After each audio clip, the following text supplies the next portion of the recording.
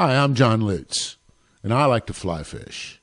Now, I'm from Indiana, but my introduction to fly fishing came after my brother Mark moved to Missoula, Montana. He asked me to come out there and go fly fishing with him. Now, Missoula may be one of the best places in the world to learn how to fly fish. But to tell you the truth, I was skeptical. Like a lot of people, I had the impression that fly fishing is difficult. And to tell you the truth, I was concerned that I'd go out there and embarrass myself. I also was concerned that I'd travel all that distance, get up at the crack of dawn or whenever to go fishing, go out there only to hear them say, "You should have been here last week." Fortunately, my fears were unfounded. Mark gave me a few pointers in the driveway, and we were off. My first day's fishing adventures were with Master Guide Drew Miller. Drew books his trips out of Grizzly Hackle Outfitters in Missoula, Montana. Now, fishing with a guide is a great way to get started. A guide with Drew's experience will put you right in the fish and tell you where to cast, when to mend your line, and even tell you when to set the hook if they need to.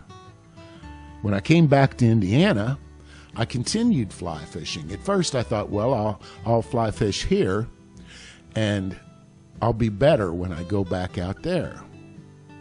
But what I found was that fly fishing in Indiana is a great way to catch bass, bluegill, crappie, even an occasional catfish. I believe I do as well or better using fly fishing techniques as I ever did when I was using conventional techniques. In 2011, I went back to Montana, and we went out with Drew again and caught a lot of fish. We caught rainbow, cutthroat, brown trout. I asked Drew if while we were there, he could teach me how to use a streamer.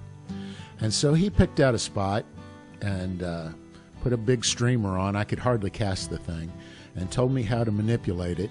And I caught a 32-inch pike. So I'd have to say it was a pretty good lesson. Although most of those guides out there don't like those pike because they've been introduced and they eat trout. They don't belong there. We fished the Blackfoot one day with Master Guide Kurt Long, who also books his tours through Grizzly Hackle Outfitters in Missoula, Montana. Now, every time I've gone to Montana, I've caught beautiful fish, rainbow, brown, cutthroat. And once you learn where the fish are likely to be and how to mend your line, you're ready to go wade fishing. Now, wade fishing is really my favorite way to trout fish. There's nothing like going up in the high country where the water is clear and the smell of sage is in the air and catching some West Slope cutthroat.